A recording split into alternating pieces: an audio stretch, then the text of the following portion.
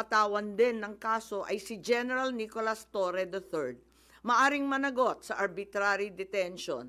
2 counts of arbitrary detention, not only against the former president, but also against former Executive Secretary Medialdea.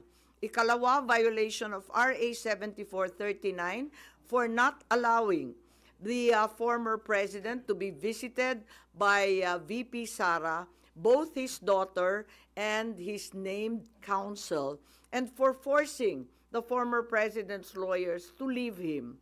Also, the violation of 3019 for allowing himself to be induced or persuaded by General Marbil or SILG Remulla to perform an act in violation of law, rules, and regulations in connection with his official functions. Grave misconduct and conduct prejudicial to the best interest of public service ay maaari ring ipataw laban kay General Torre.